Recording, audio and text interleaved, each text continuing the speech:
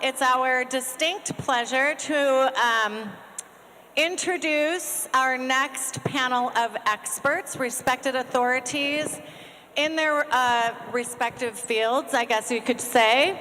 You all have the agenda in front of you, so you know who they are probably already, but I'd like to introduce Jeff Sanford from Humantech, Gabriel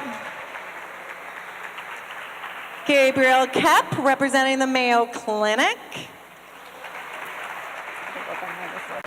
Dr. Mark, as it says on his name tag, but Pereira, from the University of Minnesota, and Dr. Kathleen Horst with Grant Ognebeen. So thank you all very much for joining us today. I know everybody in the room is going to be thrilled. I've seen their presentations. They're extremely informative. So I look forward to hearing from each and every one of you. You have chairs, but it wouldn't set a very good example if you sat too long. So without further ado, I'm going to first introduce Jeff Sanford from Humantech. I think that's good. Better? There we go. Little technical difficulties. Never hurt anyone? Hi, everyone. My name's Jeff. There's my bio.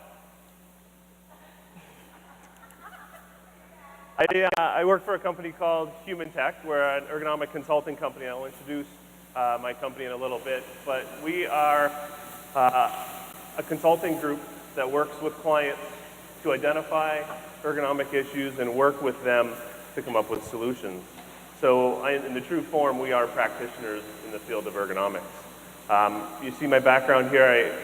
I'm a managing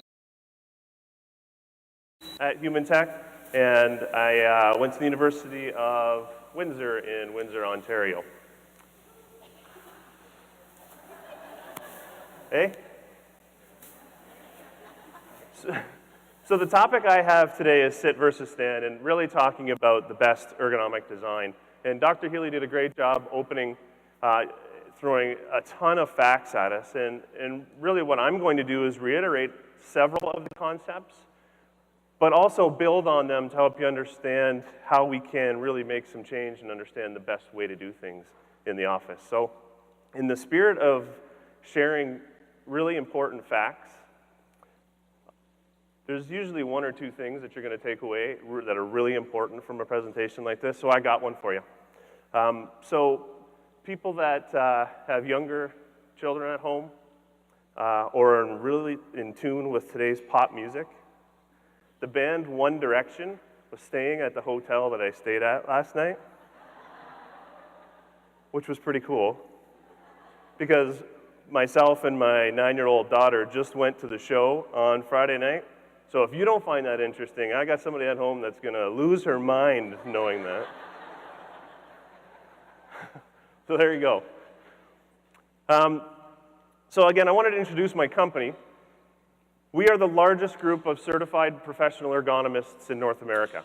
So that's really important to us because there are a lot of folks out there that do what we do, and we want to make sure that we're all together saying the same things. And I'm guessing on sitting versus standing, our messages are going to be very clear.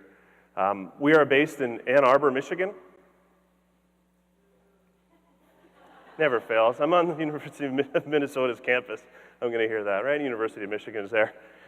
I actually did a presentation on campus at Ohio State, and that was the first thing I said. I said, we're from Ann Arbor, and it was way louder than that. But of course, I'm Canadian, and I don't really care, so let's stir the pot a little bit. Okay, so that's my company.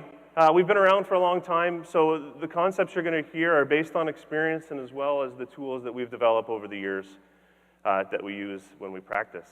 So one of the key things that I want you to take away from, and again, others will today as well, is 14 hours, 39 minutes we spend sitting with work. That's an incredible amount of time spent sitting, and what we know about the seated posture, obviously, is that it's not very good for us, and I'm here to educate you a little bit more on some of that severity. And being a consultant company, we like to scare people, I guess, have people understand really what the detriment is in terms of the concept that we're talking about today. It's sitting versus standing. So here's some interesting information from a World Health Report in 2002. Levels of physical inactivity, a global average. So no physical activity, 17%, and 41% have insufficient physical activity. We're told all the time that we have to exercise more, right? And that's the key thing. Hitting the gym more, going for a walk, take the stairs and not the elevator or escalator. We're talking about a much more simple concept, and that's just standing and how important that is.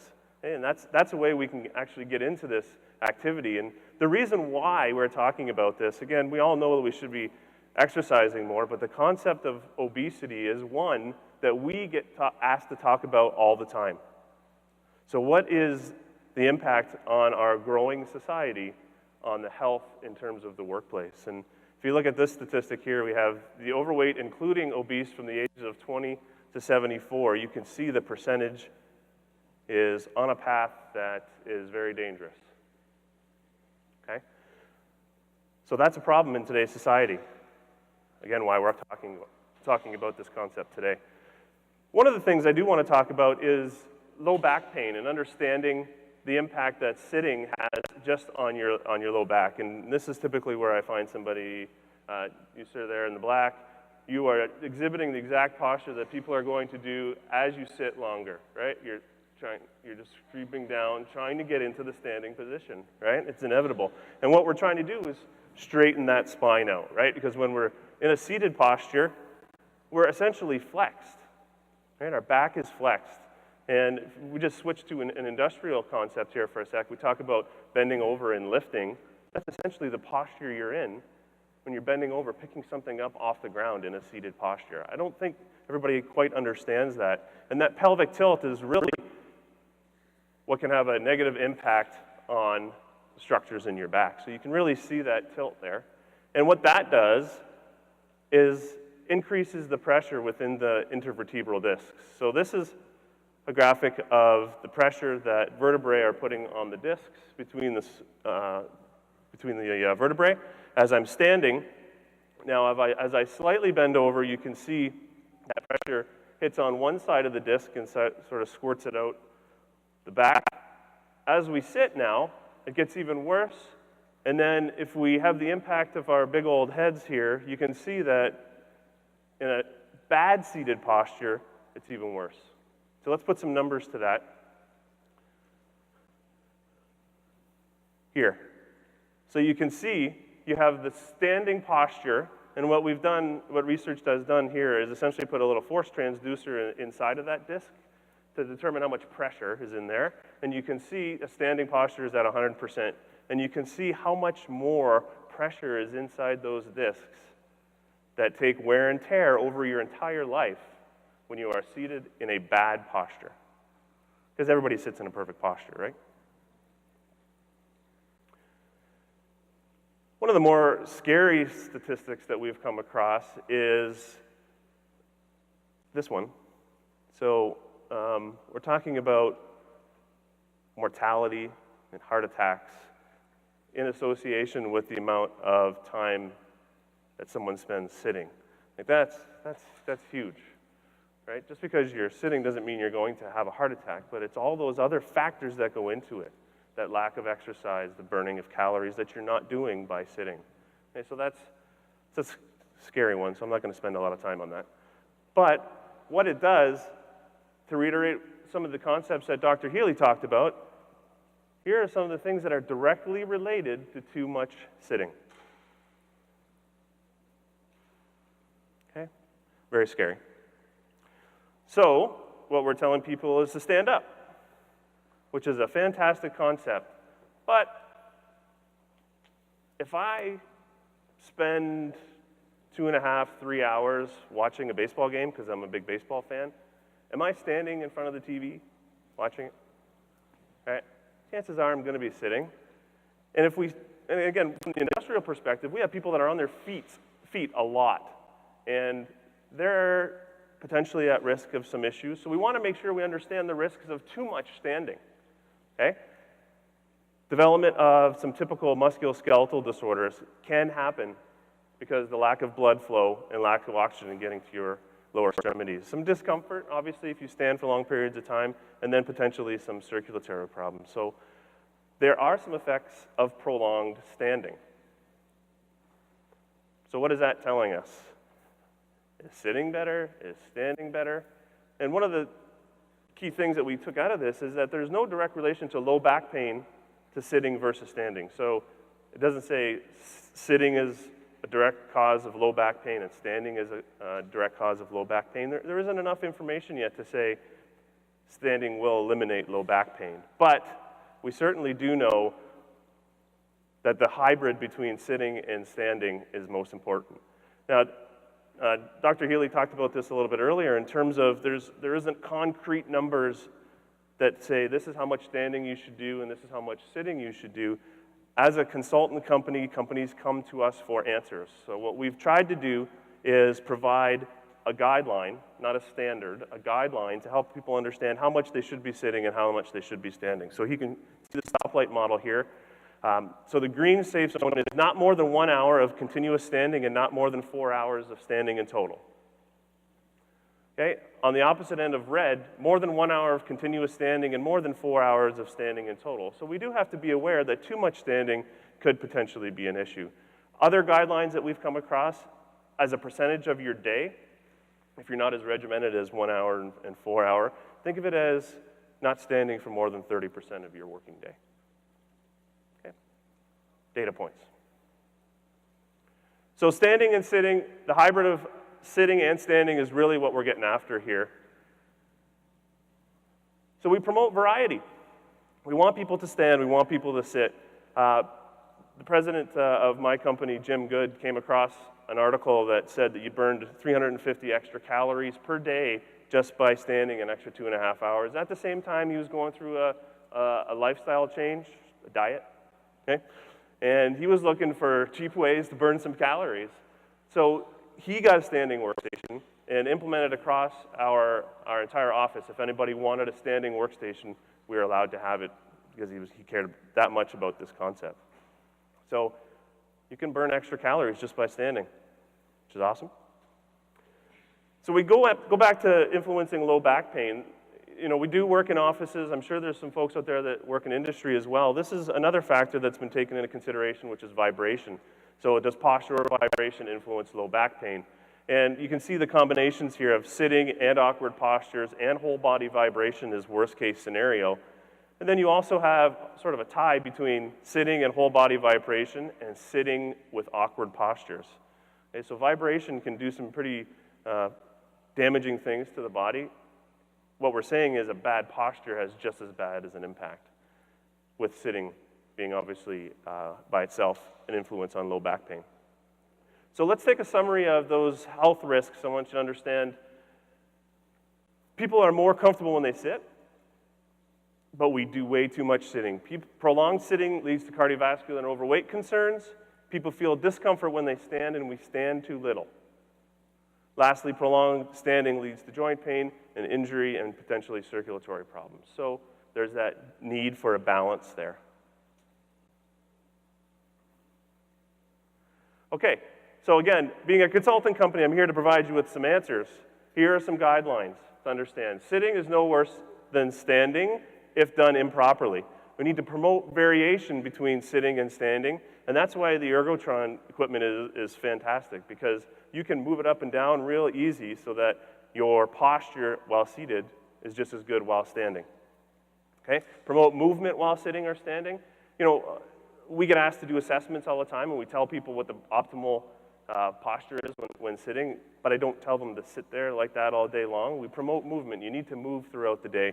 But what I tell people is understand the best posture, so if you're experiencing some discomfort, go back to that really good posture. Okay? Limit static standing to less than 1 hour at a time, limit static standing to less than 4 hours per day, and avoid static sitting or standing for long periods of time. So the message I want to leave you with here today is this. Just do it, but make sure you do it right. So whether you're sitting or standing, you need to understand what the correct postures are for a seated workstation and a standing workstation. Through my career, I can't tell you the number of times I felt like Albert Einstein when I tell somebody the proper workstation setup, because people just don't know. It's a simple concept to somebody like me who's been doing this for 15 years, but it's not intuitive to everyone. So it's really important that you take away, yes, sitting and standing as a hybrid is the way to go, but you can't just let that be. You need to have people understand what the best workstation design is for standing and sitting so that they're in the correct postures, either way.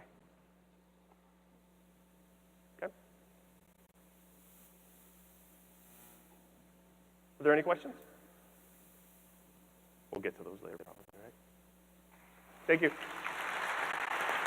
That's good.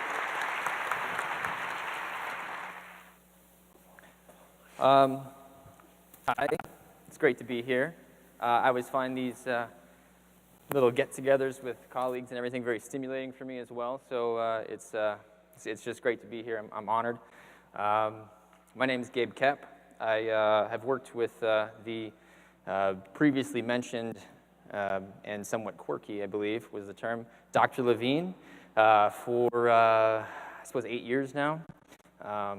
And I'm his project manager. I manage about 100 projects for him currently in different phases, ranging from projects in school, which I'm going to talk about today, to corporate wellness programs, to community interventions, to different things with testing different hormones in animals, and all kinds of different things. So we run a gamut of different research, and this is a slice of what we do. I graduated from the University of Minnesota. Go Gophers. Hey, there you go. We'll get going here before I take up too much of my time. Need in schools, how to promote physical activity in schools today. Did I miss one? Okay, School of the Future. This is our first study. I'm just going to take you through kind of a chronological order of how we got to where we are with school systems.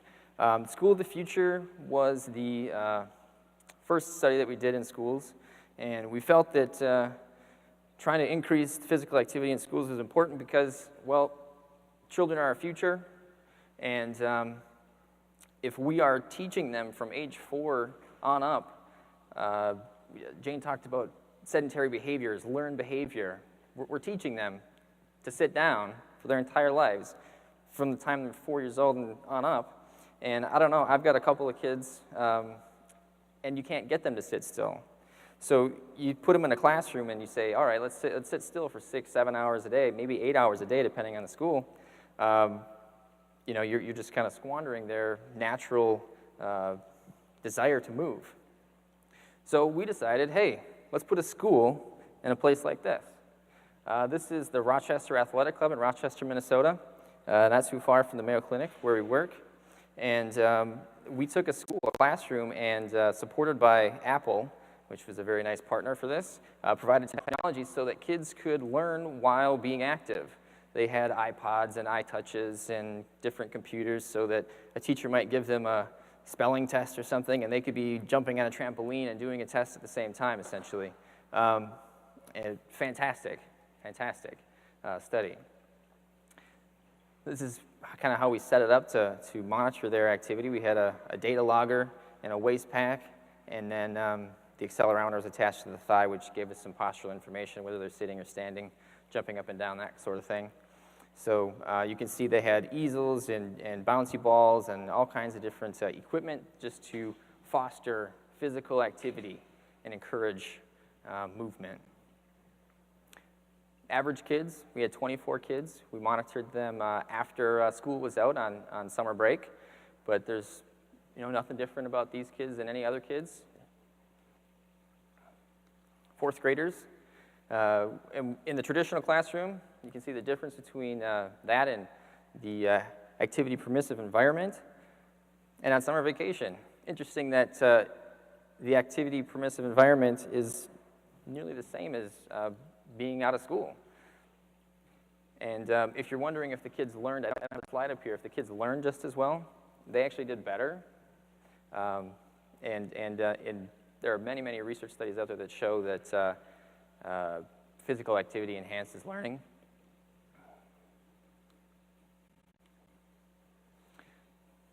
The next study, we took it to, well, we thought most schools don't have this, a couple thousand square feet to delegate to one classroom to make people more physically active.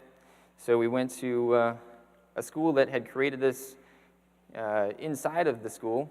They have a room here that's outfitted with monkey bars, is what you see there. That's kind of made out of 2x4s. They've used old gym mats and things like that so kids can crawl on the floor. And what you don't see here is on the monkey bars, there's words and letters and different things written, and every time a kid goes across the monkey bars, they're reading it was, am, were, be, been, or whatever it is on the monkey bars. So they're associating the words with the movements, and it works out really well. This is actually it was actually designed for children with learning disabilities, but we found that kids without learning disabilities learn better this way as well. Very interesting.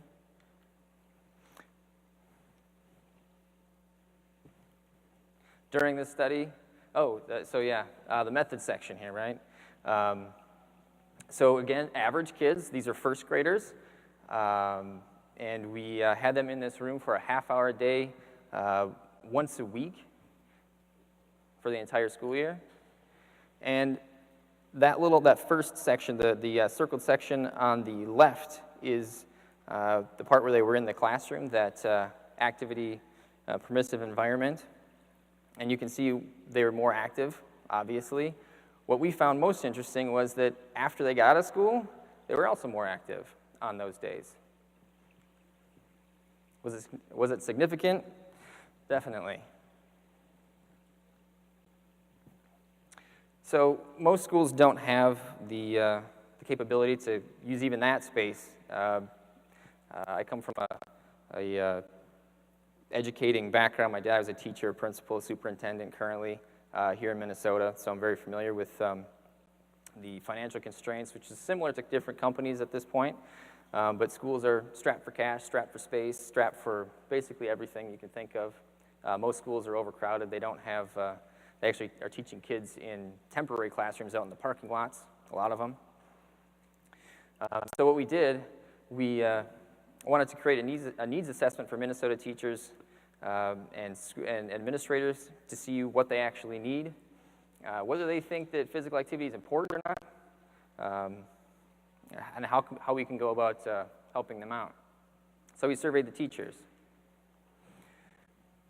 About 95% of the teachers, I apologize, the numbers aren't up there, 95% of the teachers say that we need to increase physical activity for their students. And interestingly, we have the teacher's perspective on how we can accomplish this. The orange bars are the ones that say most effective or very effective. And they like to allocate more time to physical education because, of course, physical education is where kids are going to learn to be more active, and that's where they're supposed to be active. But when we go to administrators, they've got a little bit different point of view. They write the checks. They make sure that funding's coming into the school. If you guys don't know, funding for the schools are based on math, science, and reading scores. If schools don't perform, they don't get funded. Their funding is cut, and eventually the school could be closed down. So school administrators are very careful not to take away time because math and reading scores are highly predicted by how much time one school spends on math or reading. Makes sense. So superintendents feel that, yes, this is about 80% here. 80% say we need to increase physical activity in students. They think the best way to do it is to increase low-level intensity physical activity in class, during class. And that's good enough for me. That's what we were actually hoping to see. We wanted to see an interest in this. This is because it's our area of expertise. Some interesting other data points that come off of this. increasing physical activity was the school administrator's #1 health concern. So above everything else, mental health, vision, dental, you name all the different areas, drugs, alcohol, all these things, this is their #1 area of concern. 99% of teachers, there was one person out of about the 1,000 that responded that I think clicked the wrong button or something that didn't believe, we wanted to ask this question, but anyway, 99.9% agreed that it enhances academic performance, and indeed in all the research we find the same thing. It's been proven over and over. Just, I know I'm not talking about the company part, but don't you think your companies or their employees would also be more productive if they're physically active as well? So 90% of teachers and school administrators support integrating physical activity into the classroom, which is fantastic. So out of the 1,000 or so respondents we had for the survey, we're now working with, I suppose, about 150 administrators and teachers to put together kind of a toolbox for teachers to integrate physical activity into the classroom from age 4 all the way up to 18. It's a little bit difficult at the higher grade levels, but we're working on it. Since we're not teachers and not experts in that field, we felt it was necessary to include the people who are actually doing the work so that what we create is both research-driven but built by teachers. Brings me to the Nayashing Primary School in Onamia, Minnesota. If you're not familiar, that is up by the Grand Casino in Hinckley, kind of that direction. It's on a Native American reservation, part of the Mille Lacs Band of Ojibwe. And if you're unfamiliar with the data, let's see, the Native American population is in much higher, they have much higher incidence of diabetes, obesity than any other population here in the States. We felt it was necessary to try to go there and intervene. What we did for them was integrate an activity monitoring device, which you see there, called the CAM. Fairly inexpensive. They're about $30 a piece. They're actually a device that focuses on corporate wellness, but in this case, we used them for health and wellness in a school, and they're very interested in continuing on with this research. But this project also used the standing workstation. Here, we had 20 of these delivered to the school, and we had about 100 of those devices, so kind of a shared desk system for students. And the devices had games on them from Olympic challenges. So if a student would, be physically active for 15 minutes, that might be the goal, to get a gold medal during a certain time period anyway. And then 10 minutes might be a silver medal, and so on and so forth down the line. You had teams, and they compete against each other, class versus class, these types of things. Children loved the games. It was fantastic.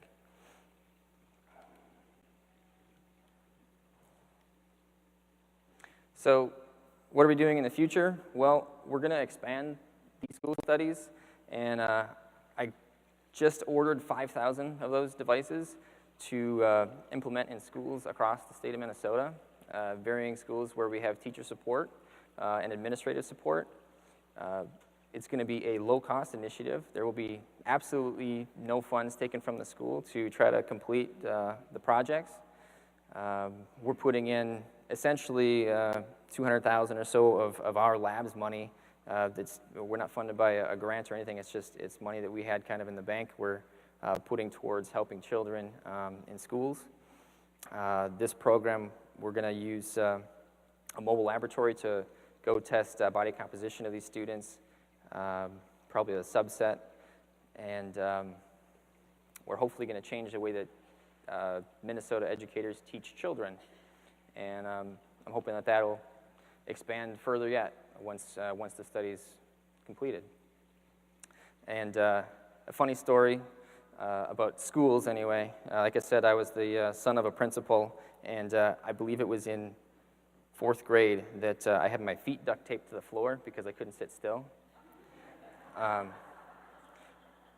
So it was interesting going to talk to my dad in the office afterwards that my feet had been duct taped to the floor because I couldn't sit still. Of course, he kind of knew that because he's eaten dinner with me many times, and I've been known to fall off a chair or something when I was younger, So any of you with kids probably know that they tend to do that. So anyway, that is my presentation. If you have any questions, feel free to answer or feel free to ask.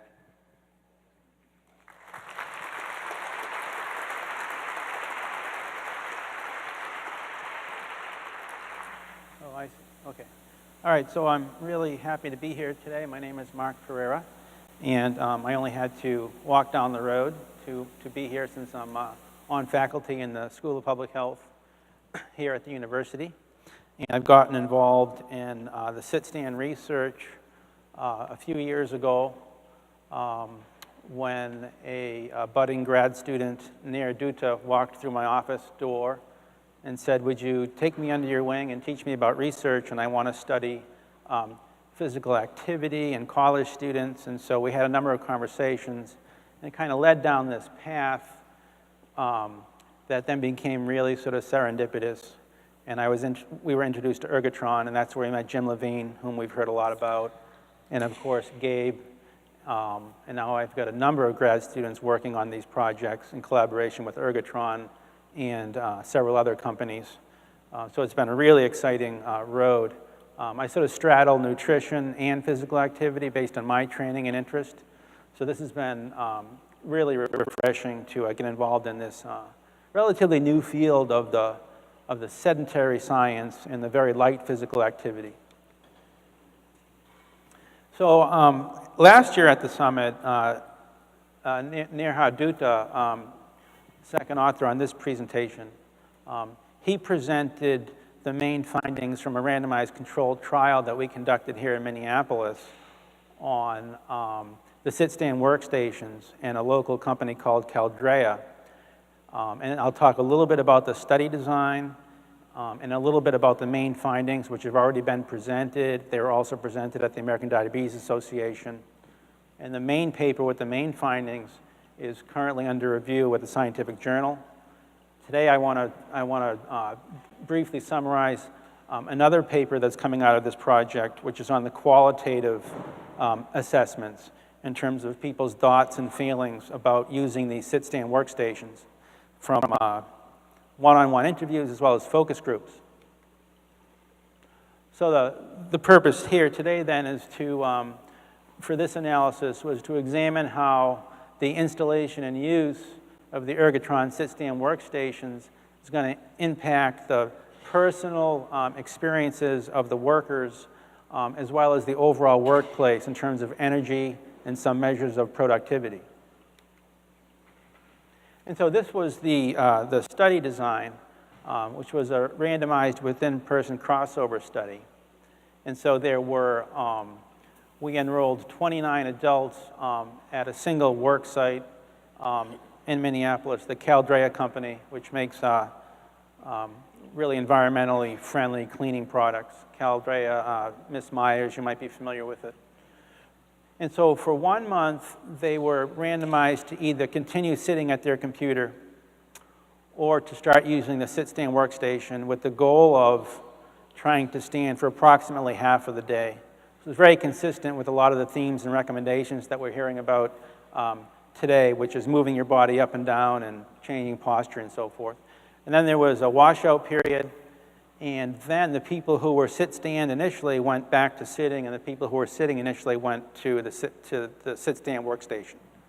So this is what's called each person serving as their own control, and it's a very powerful experiment. We've had a lot of very interesting, powerful findings, even though the sample size is not really large. And it was a pilot feasibility study. So, so it took place, as I said, at Caldrea, on one floor of their office building in Minneapolis. There are about 50 employees, and we were able to, screen and recruit and get 29 of them into the study. So we had a very high participation rate. And that was due primarily to criteria such as if people had like contraindications to standing, of course, such as some issues with their back or varicose veins or whatever it is, then you cannot enroll them in this research for obvious reasons. And then we also only wanted to study people who were full-time employees, who were spending most of their time in the office, originally sitting down. So this was, you know, when we listened to Dr. Healy earlier, this study was really just focused on that, what you would call like the environmental intervention of bringing in the sit-stand desk. The person picks out which of the models is best for their situation, their cubicle, show them how to use it, do the ergonomic assessments, show them how to use it properly in terms of sitting and standing. And then we're out of there, and they have their goals of gradually increasing their standing over the month, so that by about 2 weeks, we wanted them to try to see if they could stand for about half of the workday, 4 hours out of an 8-hour workday. So it was mostly environmental. There wasn't really a lot of coaching or anything. They got like 1 email every week just to see if everything is okay, if they were working towards reaching their goal, if they had any questions. So it's primarily this environmental change that we were looking to measure the effects of. And this is just a picture from Caldrea. It's really nice office space with nice big windows down in the strip district, warehouse district, and showing people using different sit-stand workstations in that environment.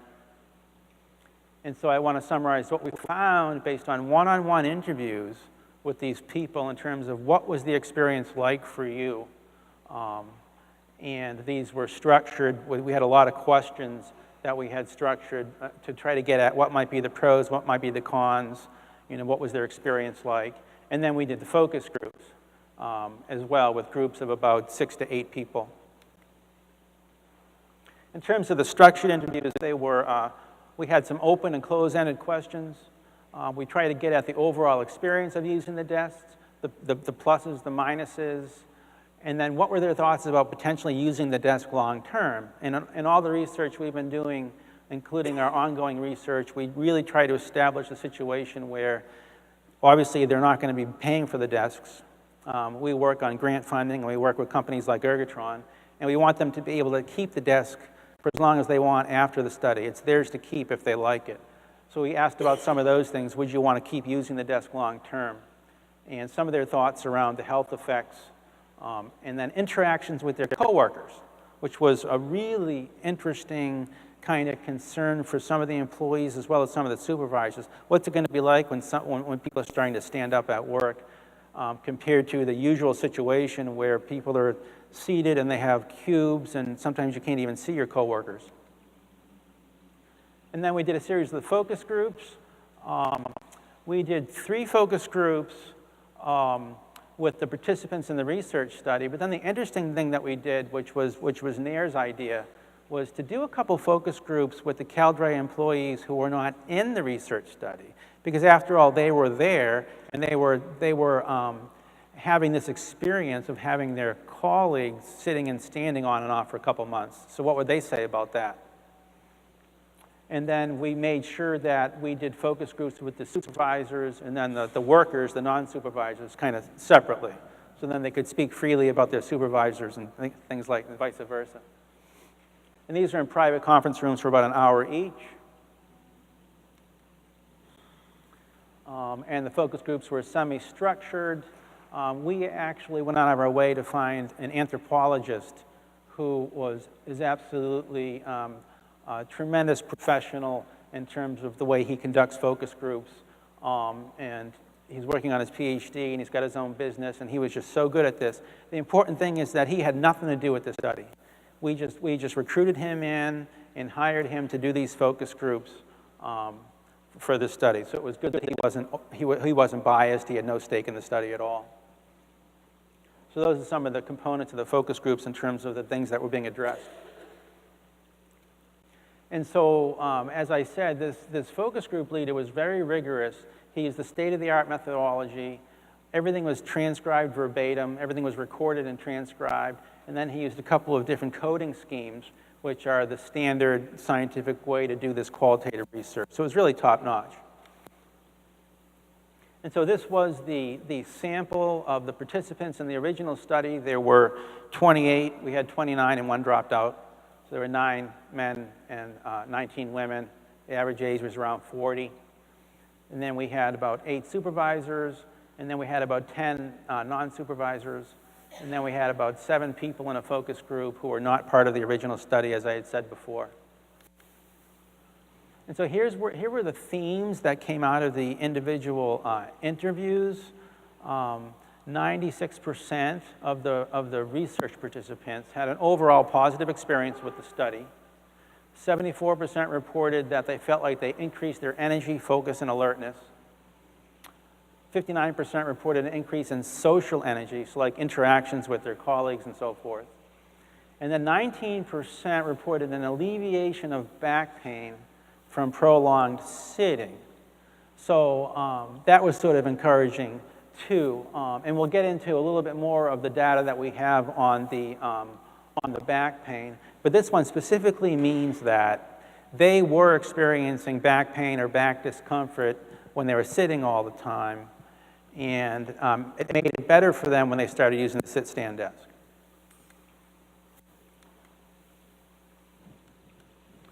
Okay, and then some more themes from the individual interviews. These were some of the negative experiences that they had. 25% weren't too happy with the reduction of desk space. So when you're up in the standing position, there's not as much room for papers and coffee and so forth. So that's something that needs to be looked at. And then in terms of musculoskeletal soreness, there were 37% of them reported some of that. But the interesting thing here is that they report that it tends to resolve after a couple of weeks. So it's listed here under negative experiences, but we think it's actually positive. And when we, as researchers, myself and others, started using the sit-stand desks, there was significant lower back fatigue and maybe some hamstring stuff, and it was sort of annoying, but it was really interesting because after about 2 weeks, if you persist, it goes away. And so then I realized that my lower back was getting stronger, and then there was no more discomfort. And that's what a lot of people said in the research study. And we didn't tell them going into it, this is what might happen, but they experienced it. In terms of the focus group themes, we have some really interesting quotes here. So this theme that came out of the focus group was discussing changes to the physical environment in terms of limiting the availability of the desk space, the surface space. So this is sort of consistent with the one-on-one interviews, that some people had some trouble with the amount of desk space being reduced when they were using these sit-stand workstations. So they tried to troubleshoot that by using a table that was next to their desk. And then in terms of health changes, again, that short-term discomfort and fatigue, which subsided after a few weeks, was mentioned by several people, and they discussed that in the focus groups. At first, I think I was really ambitious about it, like, I'm going to do it, stand for most of the day right away. I spent like 6 or 7 hours, right out of the gate trying to stand, and that was maybe too much at first, and so my feet were sore, my lower back was sore. But after 2 weeks, I felt really adjusted, and I felt better than I had in a long time. So this is an example of somebody who really was too aggressive. And we gave them the advice of not doing that. But even though this person was really aggressive with the standing, they hung in there, and then they felt better after a couple of weeks.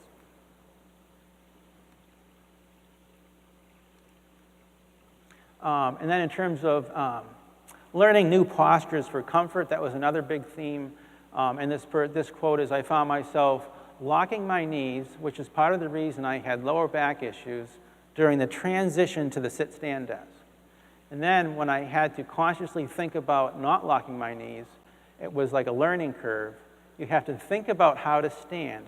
And after time, your body learns to stand the right way. But it is definitely not a natural thing to do, right away all day. I think what helped me was to learn how to stand differently throughout the day, changing posture and so forth, I think is what they mean. Don't just, lock into one position, but you should mix it up. So this is a theme that we've heard speakers address today here at this summit, and it comes directly from the people who go through these interventions.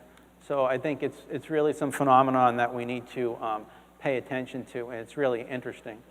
And then in terms of changes to the social environment, standing may facilitate interactions and communications. Now this, I think, needs a lot more research. It's very, very interesting. This quote says that somebody mentioned to me the other day how when they were just sitting, or people around them were just sitting, they would be more likely to send an email even though the person is right across the way there, maybe 10 feet away. But now if they see someone standing, then the interaction is a lot easier. It feels less invasive. So in our primary paper, where we actually report the results of the physical activity, low-level movement, light activity throughout the day at the office, which is in Nair's paper under review that he presented last year, it's consistent with this qualitative result. Because we found out that not only did people increase their standing with the sit-stand desks, very similar to Dr. Neely's research, but they actually moved around the office more. It wasn't just the standing. And they're talking about their experience was more engaging and interactive with their fellow employees, which could help things like camaraderie and productivity and so forth. But like I said, it needs to be studied more. So this is very interesting. I think this is the last one.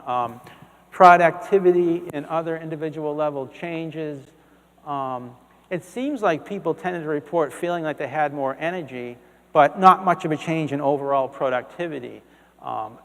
Which I think is probably a good thing, because if we make these environmental changes and it harms productivity, then we really have a problem. We're hoping that these changes do not harm productivity. And in the future, we want to study ways that maybe they could enhance productivity. And I think we're getting a lot of ideas about that. And we did actually administer a validated work productivity questionnaire.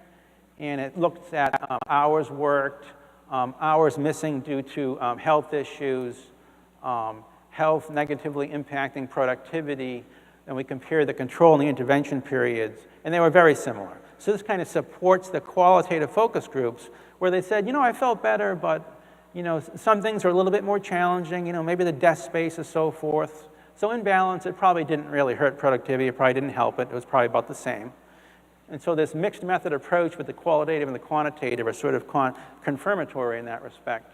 So what we would recommend then for employers moving forward in terms of changing the environment is very similar to a lot of the recommendations you've heard from others today, and especially Dr. Healy, which is at the outset, you got to create that enthusiasm for the culture change. And it start with, one critical piece is talking about the potential harm that sitting so much is doing to our bodies and to our populations. The education piece to it. And then what we did at Caldrea, of course, is you got to start by getting on the first page with the supervisors and the managers. Otherwise, you're not going to be able to work with them to change their environment. That's a no-brainer. But these managers and supervisors at Caldrea were very, very motivated. So that was crucial. You need to provide the valid professional ergonomic evaluations to do this kind of research for people. We had the anti-fatigue mats, so they're standing on the memory foam mats, and most people really like those, so those are really helpful. And then I think another part of the culture change is, as this was mentioned before, is letting the employees wear comfortable shoes and not being so strict about the types of shoes that people wear to work, if we could work on that. And then the whole idea of creating the social energy, the face-to-face interactions, that's something that you don't see in a lot of workplaces. So why don't we move in that direction? And it could be synergistic in terms of building the enthusiasm. And then the 4 warnings, for people is the learning curve of getting used to using the desk. For a couple weeks, you might have some low back pain. There might be some physical discomfort for a while. So we're really careful with our research, and we always have a physician on our research projects, because we want to be sure, is this like a slip disc, or is this just normal fatigue and the muscle's going to get stronger?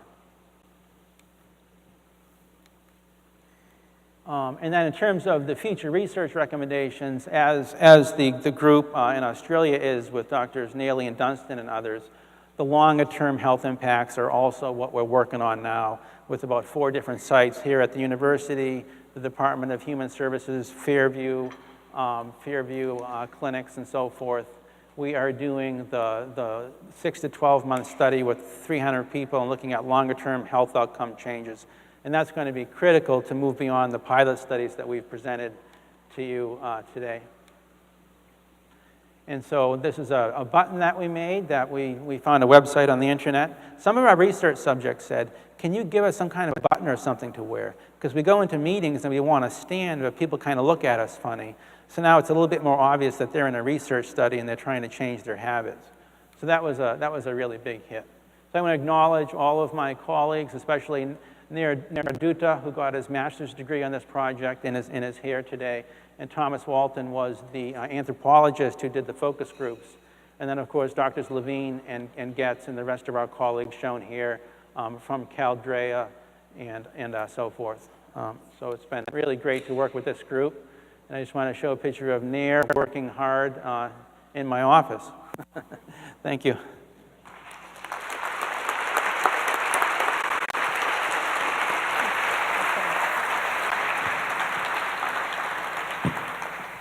Okay, great. Thank you. I want to thank Ergotron for inviting us to participate in today's summit. We're very excited to be here. My name is Kate Horst, and I'm actually a radiation oncologist at Stanford, and my focus is primarily on breast cancer. But we're not going to talk about cancer today, although you've heard earlier that cancer is one of those medical problems that is increasingly being identified, influenced by lifestyle behaviors and activity levels. But rather, today we're going to talk about our study evaluating the impact of a sit-stand workstation on back pain. So our study actually complements very well the study that Dr. Pereira just presented. My colleague, Dr. Grant Onibene, who is applying to medical school, is going to present our study design today. However, we just recently launched it, so we don't have any results to present, but we're going to present our study design and some of the lessons that we've learned along the way. So, Grant? So, so just from personal experience, when I first arrived at Stanford, it was actually my first desk job. And actually, I began to develop some upper back pain, and I thought, you know, this is weird. I'm a young guy. I'm exercising weekly. And then I subsequently received a WorkFit S and found that my back pain was gone within just a few weeks. And so with Dr. Horst's interest in kind of physical activity and fatigue and how that is all impacted with cancer, we decided, I took this research idea to her and said, you know, what do we think about how back pain is influenced by the addition of a sit-stand workstation? And so we couldn't find any published research studies related to a back pain with an intervention of a sit-stand desk. However, there are plenty of studies out there on back pain and sitting and the negative consequences of that. So we reached out to Ergotron, and thankfully they were enthusiastic to collaborate. And we met with many Stanford University physicians, researchers, and biostatisticians, experts in the field of pain, orthopedics, ergonomics, and physical activity, all in to gain their expertise in designing the study and what we wanted to do. And due to the recommendation of our biostatistician, we actually ran a pilot study in the early stages to assess for intra and inter-participant variability in pain. Because as you know, pain can vary from day to day for each person, but it also varies in how each person experiences it and what makes it better and what makes it worse. So we kind of wanted to have an idea as far as how many participants would we need going into this to detect a meaningful difference. So based on a power calculation from our pilot data, we found that we would need 46 participants to detect a meaningful difference in a 2-point reduction in pain that would be the result of the sit-stand workstation.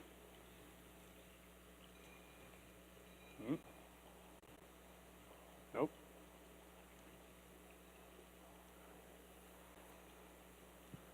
Oh. Sorry, guys. All right. So we decided on our hypothesis to be participants who are given a sit-stand workstation will have less back pain. And we decided to have a 2-arm randomized study where all participants begin at the same spot but then are randomized to either control group or an intervention group, with the intervention group receiving the sit-stand workstation and the control group not. However, in order to incentivize our participants in the control group to remain in the study, we are offering them to receive the sit-stand desk at the conclusion of the study. And our primary endpoint is change in back pain, and our secondary endpoint is change in other pain, meaning we're also evaluating pain for leg, foot, and ankle, shoulder, and neck, because we think all these might be impacted by standing throughout the day.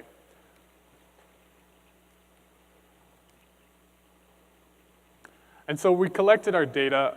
Well, excuse me, let me restart that by saying we're following our participants for a total of 12 weeks. And during these 12 weeks, they're going to be filling out surveys for us, and that's how we're going to collect our data from them. And so our first metric, we developed a comprehensive pain survey, which included 3 validated instruments related to pain and quality of life, particularly the Roland-Morris Low Back Pain and Disability Questionnaire, the Modified Brief Pain Inventory, and the EQ5D3L. And that's a European survey meant to assess for quality of life. And in this survey, we also included questions related to lifestyle behaviors such as tobacco use, sleep quality, any previous ergonomic evaluations or treatment interventions they might have received. And so this survey is filled out at 3 different time points, at week 1, week 6, and week 12. And then additionally, we have a second survey, which we titled Daily Pain Survey, and we have our participants fill this out at the end of each workday. And this is meant to assess for pain in various body parts, as well as any pain medication use for the previous 24 hours, and also the amount of time that they were at work, the amount of time they were sitting. And for our intervention group who received the sit-stand workstation, we also included a question to assess for, well, how long were you standing today? And our third survey was a follow-up survey. And at 8 weeks after the study concludes, we will send our participants this survey. And it's similar to the comprehensive survey, but we also want to assess for long-term use of the work fit, meaning, you know, is this a feasible intervention that people can use long-term? And so we just developed a schematic of our study timeline just to kind of help everyone visualize the path for a participant. So as you can see, at week 1, all participants start with the comprehensive survey and begin the daily pain survey. And then after the first week, they are randomized, meaning they're randomized to either the control or the intervention group. And at week 3, we hope to have the sit-stand workstation installed for our intervention group. And for the intervention group, they're actually moved to a different survey. It's essentially the same one, but with that additional question meant to assess for time standing. And then at week 6 and week 12, we have the comprehensive survey with the control group receiving the sit-stand desk at the end of week 12. And then both groups receiving the follow-up survey 8 weeks after.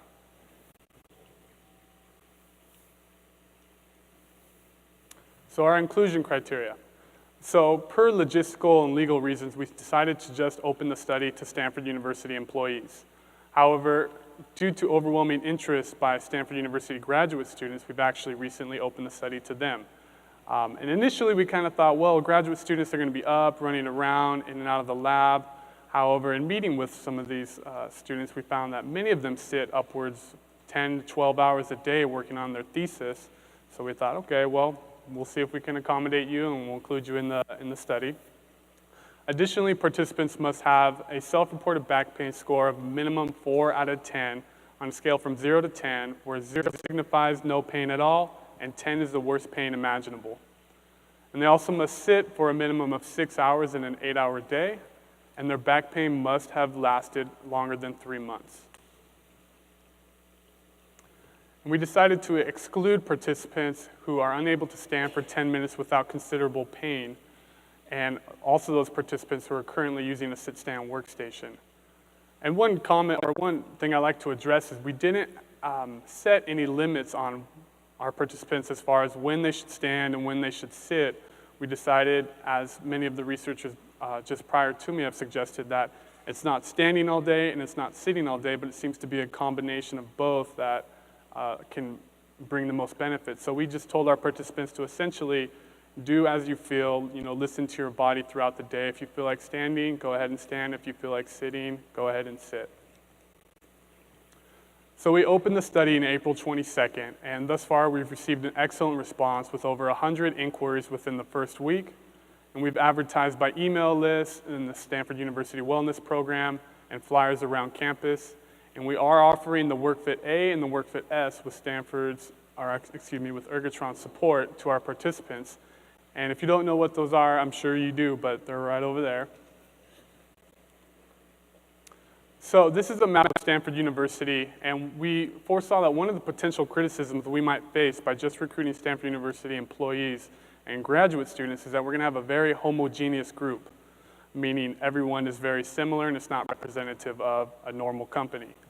However, what we found is that it's a very heterogeneous group in that all of our participants have vastly different work, or are in vastly different work locations, work environments with different job titles, different job responsibilities. And we've had people from finance managers to professors to graduate students, like I said earlier, be interested in the study. And we've even had participants off campus in Palo Alto and Redwood City, which are neighboring cities of Stanford, where Stanford has satellite buildings. So those participants have also been enrolled. And so currently we stand with 40 participants enrolled, with 22 in the intervention group and 18 in the control group.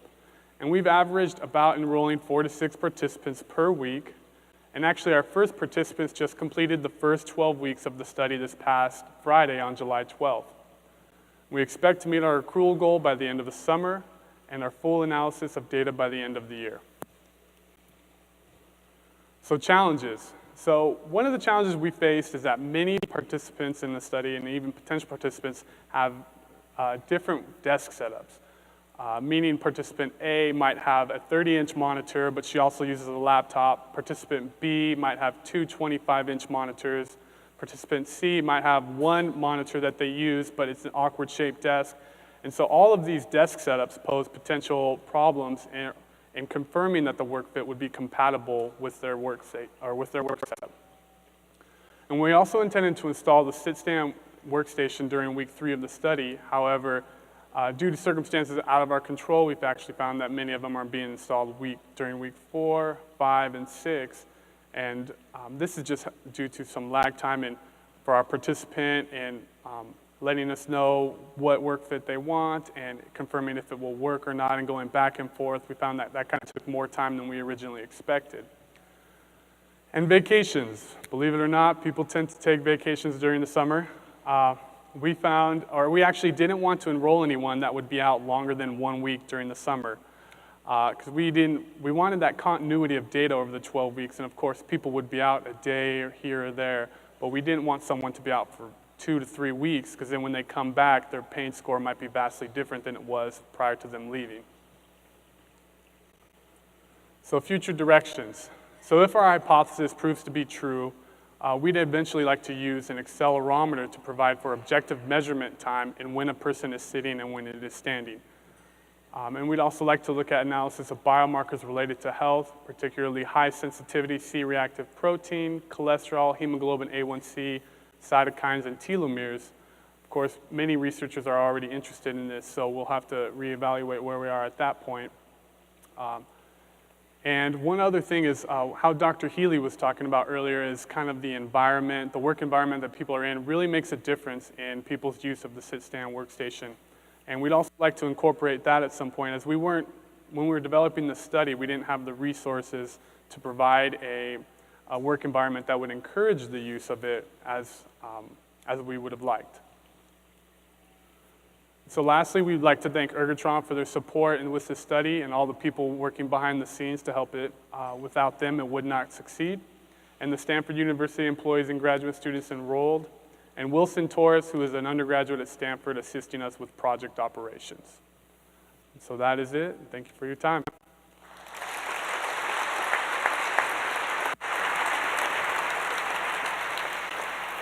And if you have any questions later, go ahead and come up to any of us. I'm sure we'd be willing to answer. I have some questions for you now, I'm sure. Right now. Thank you to all of our panelists, Jeff from Humantech, Gabe from Mayo Clinic, Dr. Mark from U of M, Dr. Horst, and Grant from Stanford. Round of applause again, please, for all of them.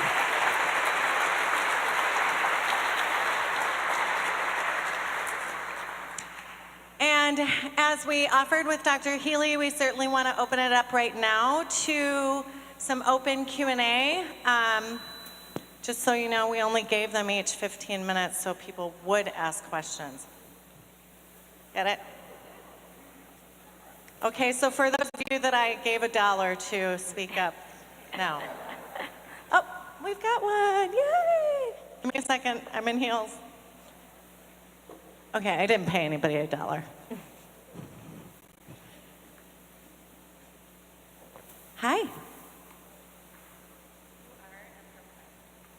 Kelly, and I'm from Health Source Solutions. I think a lot of what we're here, many of us that are here are looking for how to get that buy-in of the company to help start implementing these programs. So particularly with the study being done at Stanford, I know Dr. Healy mentioned that the research is still, a little bit behind for a couple years. Do you guys have any plans to look at any claims data for back pain? Because that's something that I imagine would be good corporate lingo to get the buy-in from the facilities or the HR standpoint. Do you guys have any plans to look at benefit and claims data? Yeah, that's a good question, and we haven't yet, but we'll certainly keep that in mind, and moving forward can take a look at that. Great suggestion. I'm not afraid to walk right up to you. Any burning questions?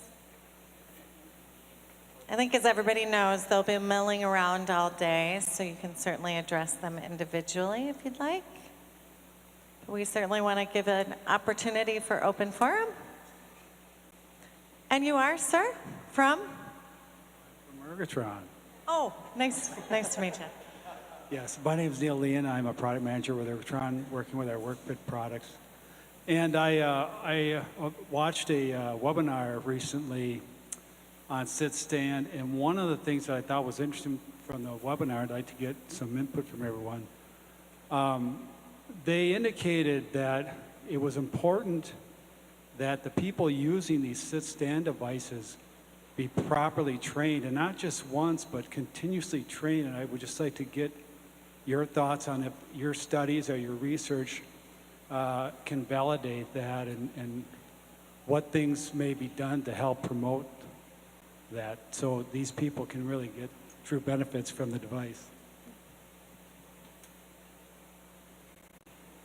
Dr. Mark, what did you find at Caldrea?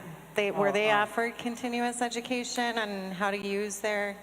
Yeah, so in the Caldrea study, we didn't, we were sort of surprised because by the design of the study, we just wanted to see if we go in, install the desks, show them how to use them, give them the ergonomic evaluation and adjustments and all that, and then get out of there. What would happen over the course of a month? How much would they use them and how much would they stand? And it was very, very successful. And it's a relatively motivated, educated, healthy workforce, but not, I mean, there was still a lot of overweight and obesity. It wasn't like they were that unusual. And before the study, they were sitting all day. So in that study, it would suggest that with a lot of the workplaces, you don't need to do a whole lot more than just get the desks in there and show them how to use them. From my experience, I find that technology scares people sometimes. So obviously the groups that we work with may not be as educated as Dr. Mark's group. So what we find is people are extremely afraid of technology. And for some people, if you put a height adjustable workstation in front of them, they may have no clue how to adjust it, so they never do. And to my last point there, it's good to stand, but everybody should understand what the best posture is. So there's two things at play here. It's they don't know how to adjust the equipment, and two, they don't know what the proper posture to adjust it to is. And what we find are simple visuals that people can put at their workstations are very effective in reminding people what they should look like as they're standing or sitting. Yeah, we talked a lot about that in our trial, so Grant might want to address that. Yeah, so we were lucky enough to work with Carrie over at Ergotron, and we actually developed, I believe it was a 35 slide PowerPoint meant to kind of just familiarize and introduce the participant to the sit-stand desk. However, we didn't have any type of follow-up with that, so that's an interesting point, and we'd be interested to see, what our participants thought if they would need continual coaching in that regard. I'd just like to add the experience from our studies, because you saw that we had the workstation tips and tricks. Certainly we did continue to provide helpful comments and advice throughout the studies, and this was often participant requested. They wanted adjustments to the tension, to the how do they use it, and also as we went in and did the checks, particularly with the multi-component intervention, with the researchers are in there, they would do the eye search around and like kind of fix people's posture. In our larger study, we have the workplace wellness person and the OH&S manager doing that. So they go around and do regular checks to make sure that everyone is doing the correct posture. So with the smaller ones, it just became what was happening. In our large one, it became part of our protocol.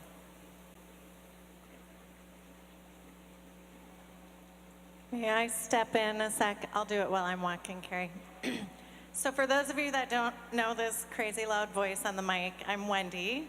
I also work with Neil at Ergotron, and I'm more in the forefront of WorkFit and Ergotron's JustStand.org initiatives.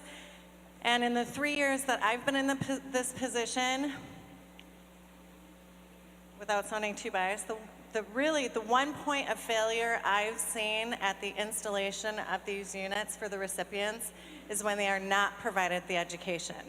It's one thing to put the units on their desk and they know that they go up and down, but beyond that 20 inches of height adjustability, or whether it's a standing desk, a WorkFit, what have you, if they're not provided some level of education of why not only do they have this capability, but what's happening with their health if they don't take advantage of that option to stand, then obviously they need to know for themselves why their health depends on standing more and sitting less. And so to Dr. Healy's point, we have some tips and tricks that they can simply, stick pin on a cubicle. We also do webinars, as Grant and Dr. Horst were talking about. We have some presentations on coaching. Another thing from the individual standpoint is they're always asking, well, what are some tips? Like, I've been sitting for 10 years. How do I possibly, because oddly enough, it's not natural to just walk in and stand one day. And not only that, but without the proper education, a lot of people start standing too much, too soon, too often, and then they get the reverse effects, fatigue, discomfort. So initial education and consistent education, that can be, tips and tricks, flyers, it can be posters, and we'll hear more about this afternoon with the customer experience standpoint. It's also creating that culture where it makes people feel encouraged and embraced to stand, which is part of that education process. I'm sorry. It's crucial. It's a crucial point. You can't, like a truly ergonomic chair with 8 different knobs and levers, or a DVR, if you, like me, remember those. You can't just install it and know how to operate it, right?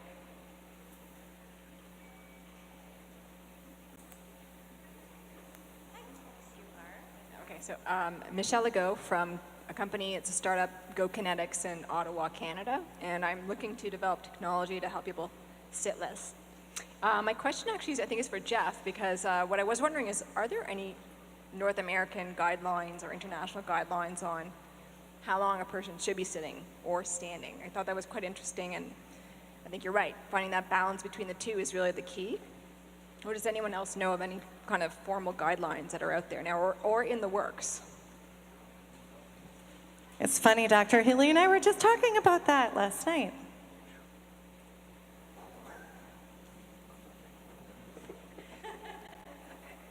As I indicated in my slide, it was a bit of a stay tuned.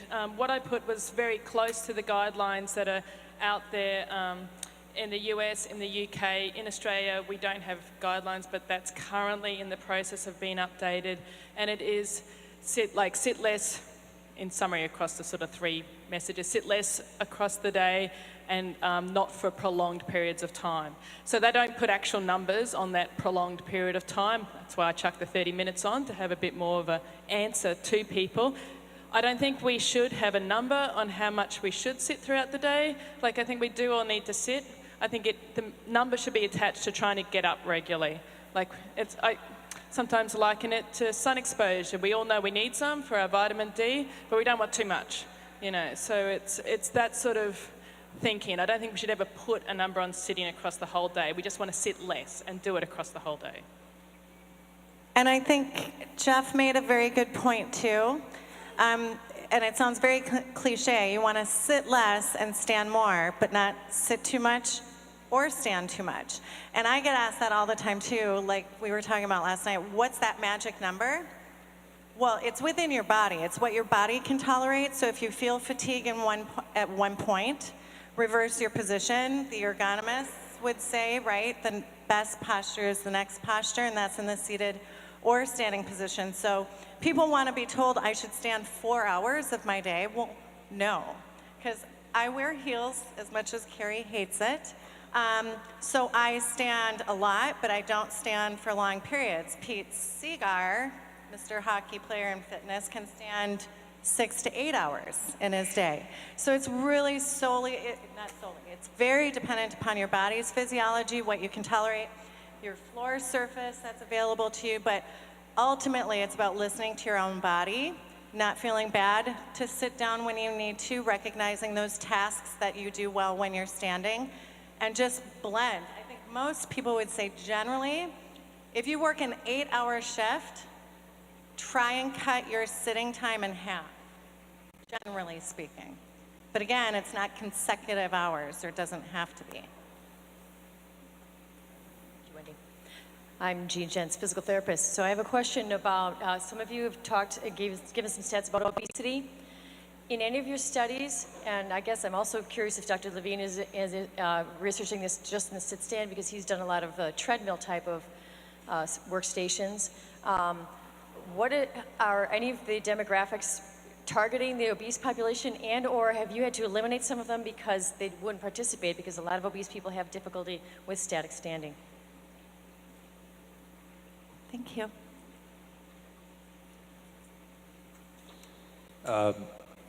We have had, we do Dr. Levine studies. We do use the sit-stand workstation. We've got a project going on right now at Arizona State University, working with honor students. We are targeting overweight students to see if we can help improve body composition. But with that population, we haven't had any issues. They're 18 to 22-year-olds, so we're not, nobody's had a problem standing with that study. And we do exclude the super obese when you get into the 35 BMI and greater. So we were looking at more of the 25 to 35 range. Is what we're working with right now. When you get above into that 35 BMI and above and up, you're looking at some different types of interventions before you get to that. Great questions. We're just a few minutes beyond our timeline here, if I can read it without cheaters. So I think if there's any other questions, we'll table them. Like I said, everybody will be here all day.